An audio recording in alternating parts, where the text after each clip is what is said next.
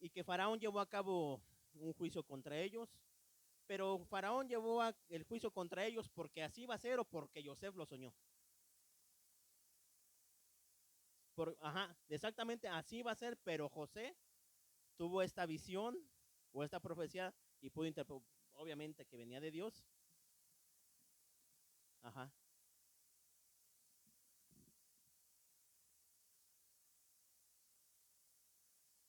ajá.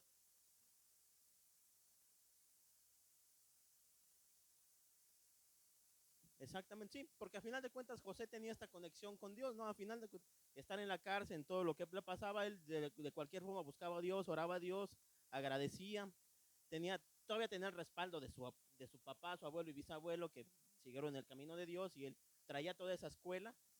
Entonces esa conexión que él tenía con Dios le permitía que Dios ya no le hablaba directamente, le hablaba ya de otra forma y se comunicaba con él de otras maneras. Entonces a través de un sueño él le entregaba mensajes, ¿no? Pero es curioso, ¿no? Saber cómo se da esa conexión de llegar de un mensaje de un mundo espiritual a un mundo físico, pues es así como que medio intrigante, ¿no? Pero así pasó. ¿Qué pasó? ¿De qué los acusaban? Y me voy a permitir decir esto porque quiero decir algo más adelante. Obviamente esto es totalmente descartable. Tiene sentido. Dicen que al copero lo acusaban de que cuando le llevó su copa al faraón había una mosca en su vaso y de que al panadero cuando lo acusaron había una piedra en la comida, en el pan del faraón. Entonces al momento del faraón darse cuenta de esto, se enoja, se molesta y dice voy a investigar por qué sucedió esta cosa, o sea, por qué sucedieron estas dos situaciones y a los dos responsables me los metes a la cárcel porque ellos son los responsables. ¿Qué pasa al momento de que Faraón los deja libres? Llegan a la conclusión, bueno, el copero, el que se encarga de ver el vino, de cuidarlo, servirlo y traérmelo, pudo haber hecho su trabajo en el momento y la mosca, pues se le pudo haber caído en el camino. Pero el panadero no. El panadero, si la piedra ya venía desde el pan, entonces quiere decir que desde que lo preparó, se le fue la piedra y no se dio cuenta. Por esa situación encontraron que no era culpable el copero, dice, bueno, no es responsabilidad tuya. Quizás en el camino, mientras traías del vino para acá, la mosca se cayó solita. Pero tú panadero, tú sí tienes la culpa. Desde que empezaste a hacer el pan, no te diste cuenta que había una piedra. Y eso puede ser malo para mí, porque yo soy faraón. Imagínate, se me atora esa piedra y me muero. Así que en ese momento, después de un año, los encontraron culpable. Bueno, encontraron culpable al panadero y encontraron que no era culpable el copero. Y más adelantito voy a tratar de decir por qué digo esto. Entonces, así como Dios nos manda sueños, también nos manda la interpretación. Obviamente aquí hay que tener cuidado qué interpretamos y también de quién escuchamos interpretaciones, ¿no? No creo que sea algo tan fácil, no, pues no confiarle los sueños a cualquiera, a alguien que te ame, que ames y alguien que tenga pues que no sé si sea trabajo, visión, don de poderlos interpretar, ¿no? Y a final de cuentas, pues reconocer quién sí lo puede tener y quién no. Entonces, más adelante, cuando le interpreta el sueño al copero y sabe que se va a cumplir, le dice, palabras de José, te pido que te acuerdes de mí y me hagas un favor. Cuando las cosas te vayan bien, háblale de mí al faraón para que me saque de este lugar, pues me trajeron secuestrado desde mi tierra, la tierra de los hebreos, y ahora estoy aquí en la cárcel, aunque no hice nada para merecerlo. Entonces, ¿es la primera vez? ¿Es una queja o simplemente le está planteando su problema al copero? Nada más le está planteando su problema al copero, ¿no? O sea, no se está quejando, dice, mira, ayúdame mira, estoy aquí por esta situación, me trajeron y estoy hasta acá en la cárcel porque me acusaron de algo que no hice. O sea, entonces, yo ya te hice bondad, ya te ayudé, te interpreté tu sueño, te di paz, ayúdame más adelante, por favor. O sea, tú tienes el poder y José se dio cuenta de que al salir iba a estar cerca del faraón y tenía esa posibilidad de que saliera. Aquí hay un tema interesante porque más adelante dice que pasados 2 años, dice, o sea, después de este evento, José se aventó 2 años más. Los estudiosos dicen algunos, y la mayoría, dicen que pasó 2 años más por el simple hecho de haber confiado en el copero que de haber confiado en que en Dios lo podía sacar. ¿Qué opinan ustedes?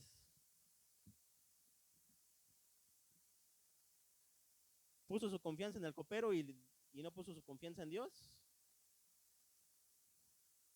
¿O él estaba haciendo todo lo humano posible para poder salir de donde estaba? Sí, sí, o sea, entonces están estas dos partes, porque de la otra parte donde dice, bueno, es que confió en Dios, José era un hombre tan justo, tan elevado, un alma tan elevada, que difícilmente cometía errores, que este pequeñito pudieron habérselo contado como malo.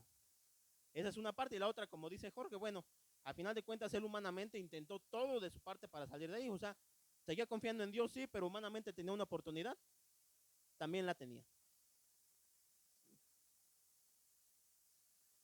Sí, también era parte, a final de cuentas, pues todo está permitido por Dios y todo era parte de su proceso, ¿no? Entonces, la situación hasta aquí, interpreta los sueños y le pide al copero que lo ayude. Cuando el copero sale, dice que se olvidó de José, o sea, qué mala onda, ¿no? Se olvidó del hermano.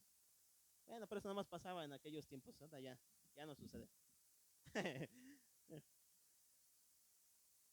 Entonces, se le olvida, dice que se le olvida.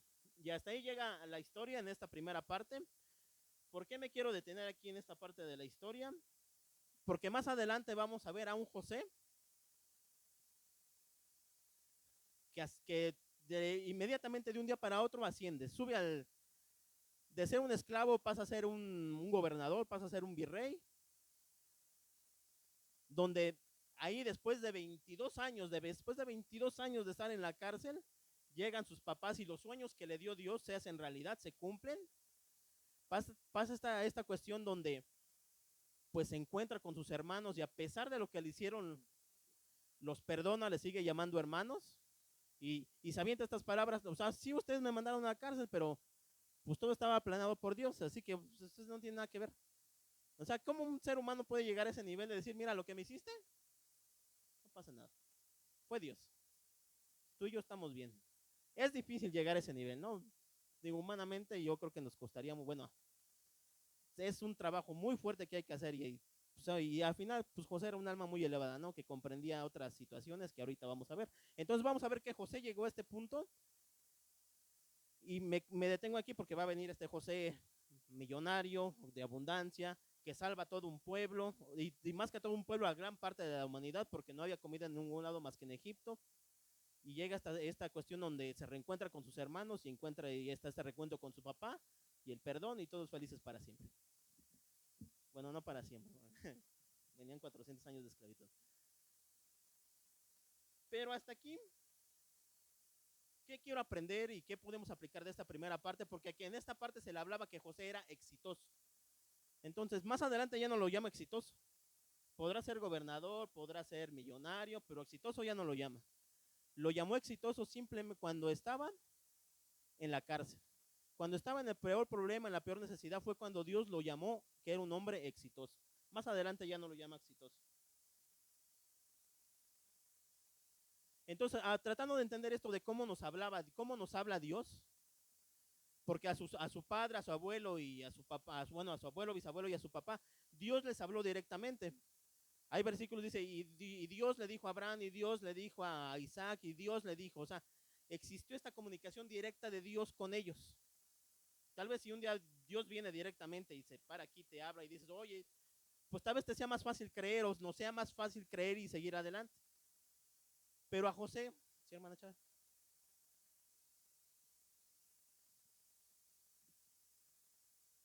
Sí, o sea, obviamente sería imposible de esa forma, obviamente, ¿no? Sí, sí, no hay forma, pero que algo te asegurara que Dios de verdad te está hablando, como que escucharas una vocecita por aquí, pero no vieras a nadie, y dices, bueno, y estás consciente y en 5 sentidos, ¿no? Porque sí, pues en el viaje, no, pues sí se oye de todo. Sí, pero José ya no tuvo esta oportunidad. ¿Cuál fue su mayor mérito? Que sin oír la voz de Dios, él lo seguía sirviendo y seguía creyendo en él. Una tenía ya todo el respaldo de lo que habían hecho sus descendientes, porque él traía toda la escuela y desde qué escuela, ¿no? Pues a final de cuentas, Abraham, Isaac y Jacob fueron grandes hombres de Dios que ya estudiamos. Y ahora esto, ¿cómo podemos aplicar porque José podrá ser más como nosotros. A nosotros ya difícilmente escuchamos la voz de Dios directamente como la escuchaban los patriarcas, como la escuchó Moisés. Nosotros no convivimos con Jesús. Hubo 12 personas y millones que estuvieron enfrente de él, que lo oyeron, pero nosotros ya no tenemos esa oportunidad. ¿Cómo es que Dios nos habla?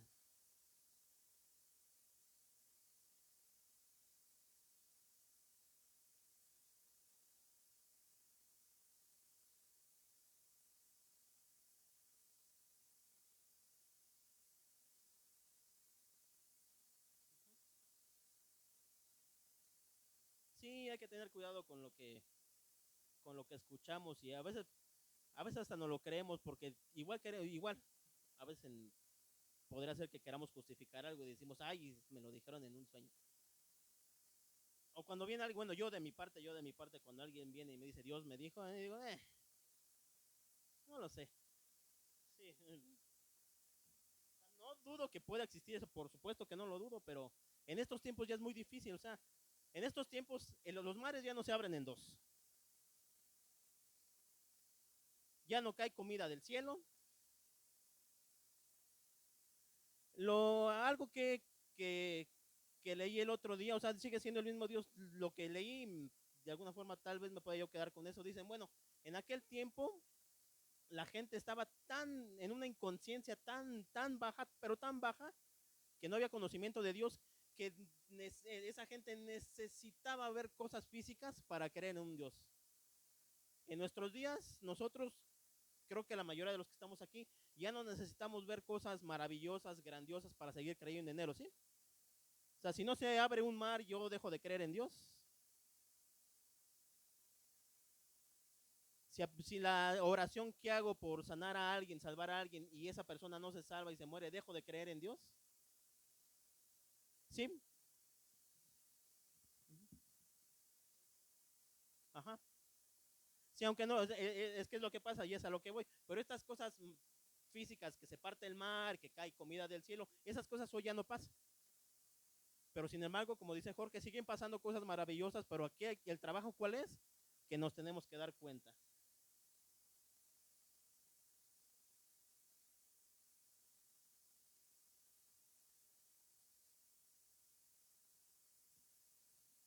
Sí, a final de cuentas, hoy ya no cae comida del cielo, pero frutos y comida y animales siguen existiendo, sigue habiendo. O sea, Dios sigue sustentando al ser humano. Seguimos comiendo todos los días.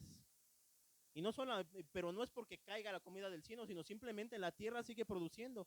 Y eso es gracias a que Dios sigue sustentando este mundo. Como dice Jorge, tal vez no nos damos cuenta porque lo damos por muy sentado.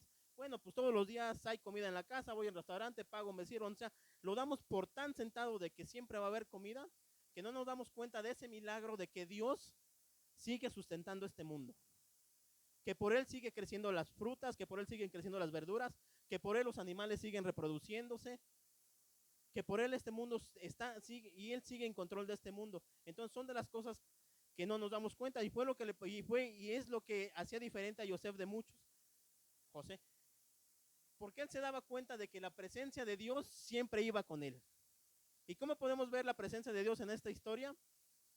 Cuando lo venden como esclavo, qué casualidad, y en Dios no hay casualidades, que llega a ser esclavo de un dignatario de Faraón y llega a una casa donde, si bien no lo vemos como esclavo, sí, lo compró, tiene que obedecerlo, pero literal es un esclavo, alguien que lo están latigueando, alguien que lo tienen a cargas pesadas. No, llegó y entonces es cuando Dios nos tiene que llevar a estos lugares, porque descender a Egipto, lo hemos visto que descender a Egipto es descender al lugar angosto, al lugar de la angustia, al lugar de la prueba, al lugar de la necesidad. Pero cuando Dios nos lleva a esos lugares, Él va con nosotros y nos acompaña. Hoy ya no se nos aparece directamente diciendo, voy contigo, pero sabemos que está ahí. Nuestro trabajo es tratar de entender y de buscar que Dios está ahí. Sí, llevó a José como esclavo y lo tuvo que llevar a ese lugar porque ya tenía que vivir un proceso para recibir todo lo que recibió adelante. Pero Dios iba con él. No es una coincidencia que haya llegado a un lugar donde no lo trataron como esclavo. Era un esclavo, pero no lo trataron como tal. Y la segunda situación, cuando vuelve a caer en lo más bajo, existe la casualidad que que con él llegan 2 dignatarios del rey y los estuvo cuidando por 1 año. Imagínense todo lo que aprendió José de ellos, de cuestiones de nobleza, de presentarse ante el rey, de cómo comportarme ante el rey, cómo comportarme en la corte. ¿Cuánto no aprendió de ellos en ese lugar? Porque él iba a llegar a ese lugar más adelante. Entonces todas estas situaciones no parecieran ser coincidencias, pero no lo son. Y es el reto de cada uno de nosotros, llegar a este punto en donde decimos, bueno, es que a pesar de la situación que me está pasando, tengo que darme cuenta que Dios está ahí, que Dios me está ayudando, que no voy solo, que sí, hermano, y al final de cuentas saber que Dios está en control de todo, la situación más fea, la situación más adversa, Dios está ahí y nuestro reto es darnos cuenta de esa situación.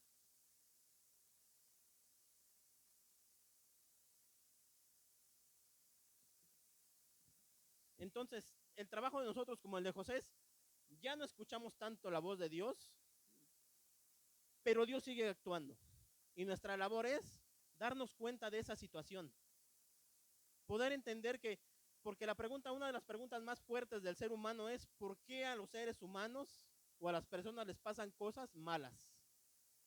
Alguien me podría decir, bueno, es que tú lo ves como malo y te lo acepto, está muy bien. O nosotros a veces etiquetamos las cuestiones como buenas o malas.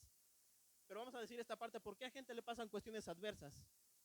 Un niño que nace enfermo del corazón, alguien que de repente sin saberla ni temerla aparece un cáncer, un accidente, un divorcio, una separación. ¿Por qué el ser humano tiene que pasar por estas cosas? Porque Jesús mismo dijo, en el mundo van a tener aflicciones, pero confíen porque yo he vencido el mundo. Pero, o sea, a final de cuentas de su sacrificio, de que nos compró a precio de sangre, nos dio acceso al cielo, los problemas no nos los quitó, nos los dejó. ¿Por qué dejarnos los problemas si Él podía quitárnoslos? ¿Por qué dejárnoslos también? Y como en aquellos tiempos hubo problemas, hoy también nosotros tenemos situaciones adversas que enfrentar. ¿Por qué no las quitó? ¿Por qué siguen? Exactamente, porque si no tenemos porque al final de cuentas aquí venimos a este mundo con una misión.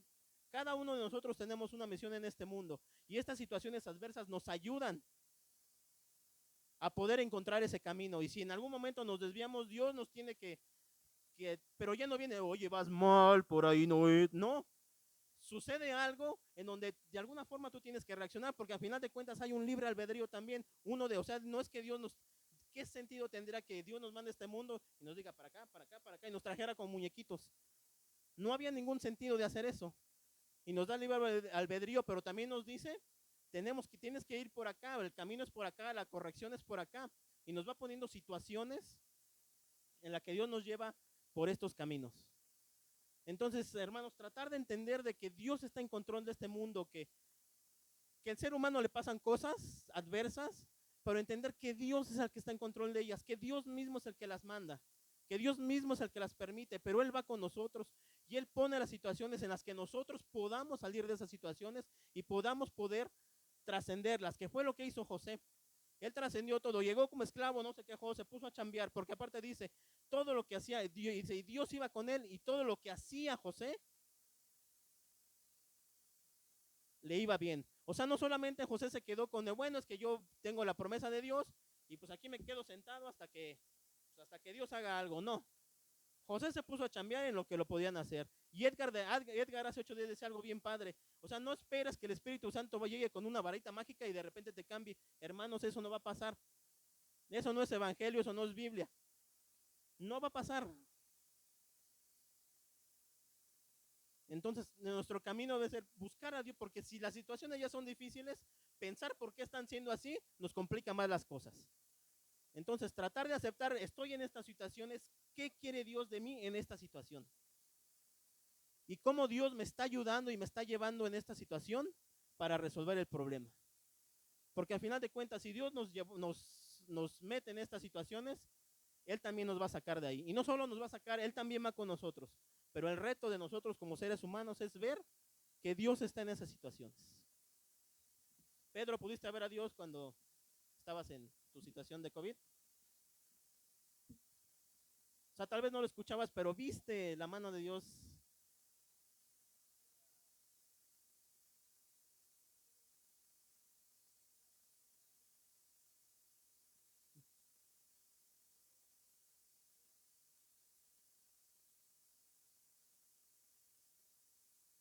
Ajá.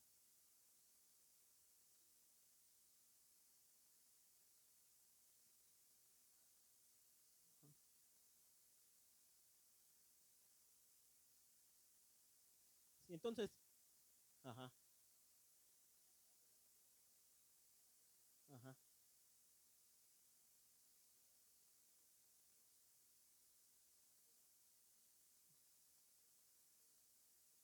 Ujú. Sí, ¿no? Pero entonces pudiste ver la mano de Dios ahí, o sea, no, no ocurrieron cosas maravillosas, o sea, no llegó el viento, y cosillas así, no, pero hubieron acciones de seres humanos que de repente cuando no veías, de repente aparecieron cosas que llegó de aquí. Entonces, ese es Dios moviendo al ser humano, porque para eso somos llamados, también nosotros somos llamados para hacer bondad, somos a su imagen y semejanza, y si nos dejó este mundo y Él creó este mundo, y como somos a su imagen y su semejanza, nosotros seguimos tener que construyendo este mundo, y tenemos que seguir sustentándolo. Y hacer bondad es uno de los mejores actos que podemos hacer hacia otro ser humano, porque estamos haciendo como partícipes de la creación con Dios. Entonces el reto es en cada situación, más que preguntarnos por qué, y el pastor siempre nos ha enseñado es el para qué. Y está este sentido en el que no tiene sentido preguntar por qué, sino Dios, ¿qué me quiere enseñar en esto y a dónde me va a llevar? Y saber que Él va con nosotros, que es un concepto que vamos a ver mucho más adelante, lo que es este concepto que me cambió un poco el pensamiento y la vida, el concepto del emuná, de la vida. Dios está en control de todo, si todo está en el control de todo, todo es para bien y siempre hay un mensaje. ¿Cómo llegó José a la cárcel? O sea, ¿o cómo él pudo haber sido su emoción? Venía, sus hermanos lo habían intentado matar. Es vendido como esclavo. Una mujer lo acosa de acoso sexual y está en la cárcel. ¿Cuáles habrían sido sus pensamientos en ese momento? ¿Habría desertado de la misión? ¿O cuántos en situaciones así, o hay gente que en situaciones un poquito menos adversas, tira la toalla y dice, no, pues si para esto fui cristiano, pues ahí nos vemos. Me voy para otro lado. Entonces, cuál fue la reacción de José? José siempre buscó ser la causa de sus efectos. Él nunca se hizo víctima de decir, bueno, es que mis hermanos, bueno, es que ya estoy aquí, pues, señora, yo no. Él dijo, ya estoy aquí, está bien. Es parte de esto es por parte de Dios. ¿Qué me toca a mí hacer aquí? Entonces se hace responsable de lo que él puede controlar, de lo que él puede hacer, y en ese momento Dios y el Espíritu Santo actúan en su vida. No fue mágicamente y llegó y pum, y se puso a hacer, no. Él hizo primero y después sucedían las cosas.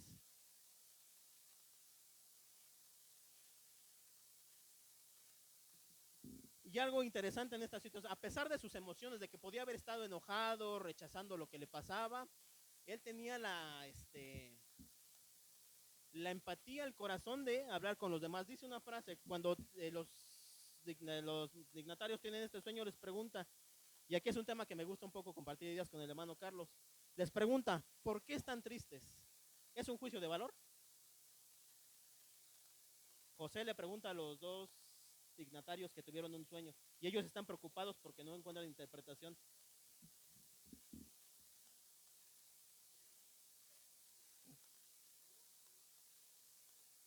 Ajá.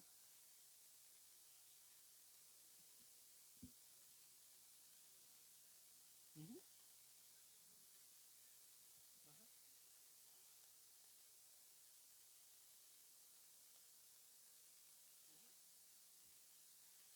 Entonces él apenas se da cuenta de esta situación. ¿Y cómo está esta pequeña pregunta le cambió la vida a José? ¿Hubo un cambio en su vida de José al hacer esta pregunta? ¿En qué cambió?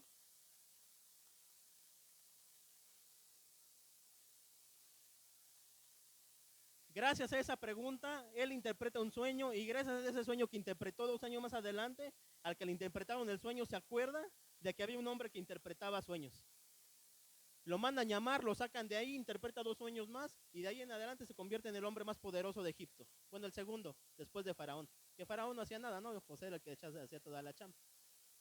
Pero como una cosa, unas palabras tan sencillas, tan ligeras, pueden hacer un cambio tan grande en la vida de alguien. Un hola, un cómo estás. Pequeñas palabras que hasta un abrazo, ya a veces ni palabras, sino un simple abrazo, una simple mirada, una sonrisa, le pueden cambiar la vida a un ser humano. Y no solamente le pueden cambiar la sonrisa a un ser humano, te la pueden cambiar a ti. Sí, claro.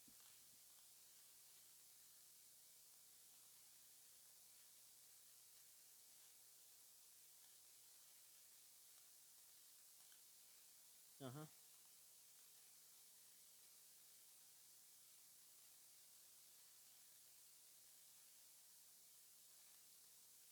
ajá,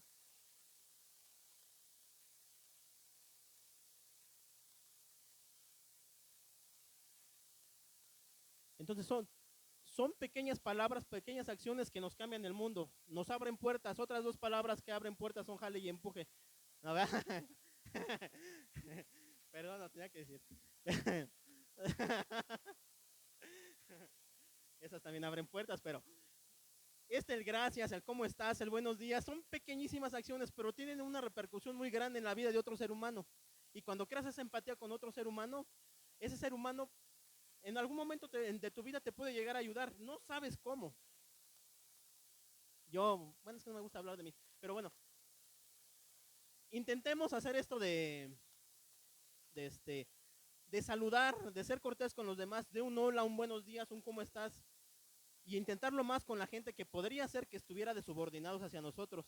El que te vende el café, el que nos vende el café, el que nos vende la comida, el barrendero. Tratar de hacer bondad, y estas pequeñas palabras podemos hacerle un cambio en su vida, y no solamente hacer un cambio en su vida de ellos, sino podría ser que un cambio de vida en nosotros. Gandhi decía, perdona por egoísmo, perdona aunque sea por egoísmo, porque te conviene. Y yo creo que aquí ya aplica igual.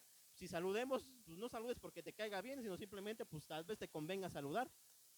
Porque estaba yo leyendo un libro y dice este escritor de Wayne Dyer, cuando tú le dices a alguien en qué puedo ayudarte, entonces Dios te dice a ti, en qué te puedo ayudar yo a ti. Entonces estas pequeñas palabras de José, ¿por qué están tristes? Hicieron todo el cambio en su vida.